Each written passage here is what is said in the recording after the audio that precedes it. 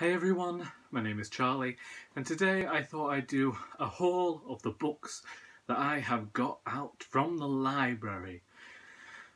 Because I thought, I haven't recorded a haul in about a fortnight, and that was all the books that I've acquired in like 3 months. And it's a bit windy out there today, and I hadn't really thought of how to record. So I thought, you know what? Let's just show them the books that we got out of the library, because we haven't got out boring enough to like calm the tits a bit. So here we go. The first book I got was Dancing with the Virgins by Stephen Booth. Something of the provocative title. This is the second book in the Cooper and Fry series, and apparently there's going to be a dead body and these people are going to go out of the way to solve it. It's 540 plus pages. I rather enjoyed the first one. They're all set in the Peak District around near where I live, so I'm hoping that I'll get around to reading this soon before the library want it back. I think I've already renewed it twice. Then I have The Grace of Kings by Ken Liu. I've had this book for definitely 12 weeks now because I'm into my final renewal, and this is like one of the fantasy books I said that I wanted to read this year, and I am not enjoying it. I'm 200 pages in and I keep going back and forth to it because I just find the prose to be a bit dry. But anyway, this basically, there's these two characters who seem to be coming together to kind of overthrow the current power in this I think it's based on Eastern mythology and the like. So it's part of the world's mythology that I don't know a lot about. I'm not sure how much that like feeds into the narrative. I've not looked it up that well, but it's the voice really. The voice, I enjoyed the voice at the start of the book and then it changed. And I don't know whether it was because the author's trying to get a lot down quickly. It's still quite a large book anyway, so we'll wait and see if I actually do finish it. And then I have The Lonely Hearts Hotel by Heather O'Neill, and this was because of it being on so many lists last year and people seem to really enjoy it, and I have absolutely no idea what it's about. Apparently the story begins in the most unfashionable of gutters, and it mentions a fairy tale, and I know a few people don't like it, and there's some people did. Isn't that just the very nature of books? And, well, we'll see how I feel about it closer to the time. Then I have Escape from Sunset Grove by Mina Lindgren, and this is the second book, covered in dust because I've had it for a while. There you go. Set in Sunset Grove. It calls itself the Lavender Ladies Detective Agency, but I've not yet seen anything detective-y in here. And basically, it's back with the characters of Siri and Annalisa, and they're still at this Sunset Grove retirement home. And what's happening this time? Oh, they're all being moved. Well, the people are being moved for some reason from the current retirement home somewhere else, so it might be interesting. I enjoyed the first one enough to pick up the second one, but I did see that as being a bit more dark than the cosy crime mystery I thought I was getting, so we'll see how I feel about this one. Then I got these next ones I got today, and they surprised me. I didn't expect to be coming out with 3 of them.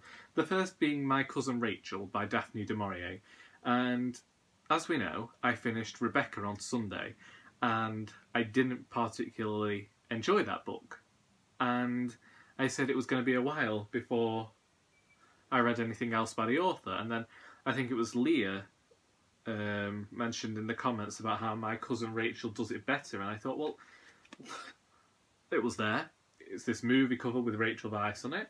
It's less pages, and we'll see how I feel about it. It's set in Cornwall again. Apparently, isn't that the case with all of them? Then we have See What I Have Done by Sarah Schmidt. Simon over at Savage Reads seemed to really enjoy this last year, yet I have seen reviews that weren't exactly favourable towards this book since then. Yet I have wanted to make my own opinion about it, and thus I found it in the historical section. It seemed quite short. I have no idea what I want to read at the moment, which is why I've got so many library books, so I thought let's just have at it. Let's see what we think. Then I have Why I'm No Longer Talking to White People About Race by Rennie Edo-Lodge. And this is essays, isn't it? It's one of those books that since I heard about it I've wanted to read, yet I haven't been able to because, as we all know, I have a current lack of funds, so borrowed it from the library. Well, I actually placed a hold on it months ago, but I was that far back in the queue that I really had to wait. But this edition doesn't seem to have been read, so I don't think many people have actually been looking at it. But there we go. And then finally, we have a book from a writer I haven't heard of, and it's called The Card by Arnold Bennett. And this is about this guy called Denry Machin, who is apparently a book set in the 5 towns of industrial England, and apparently that's like a really big thing for Arnold Bennett. And when I saw it, I was like, most of the books that I'm writing or have planned are all set in the same town at the moment. They're all set in this fictionalised version of Cheshire, and I thought, do you know what? Let's actually read this, because the back of the book made it sound something somewhat humorous, which is what I got from the cover as well. And this guy called Denry is dancing, pleading and cheating his way up the social ladder in a series of ludicrous yet surprisingly effective schemes. And yeah, it's quite short. And so I thought, you know what, let's give it a try, and if we like this, then we might go and find out more about Arnold Bennett. And yes, I was actually looking at Alan Bennett at the time, but they only had smut, and I already have smut, so what's the point in borrowing a book I already had? Anyway, them's the books. Want that a lovely little haul to be going on with. Will I read all of these books? Probably not. So, like, I get all of these books out of the libraries. Oh, Lord, this is a baggy jumper.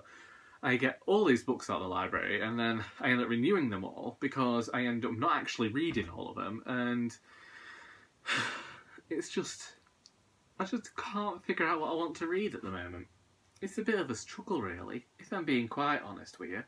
I have absolutely no idea what I'm going to be reading. So yeah, if you've read any of these books and would like to tell me which one I ought to read first, then please feel free to do so down in the comments. I hope you got something out of this video besides sheer boredom, like maybe you listen to them to fall asleep at night, or, you know, push yourself further towards the brink. I hope that you enjoyed this video, and until next time, that is all.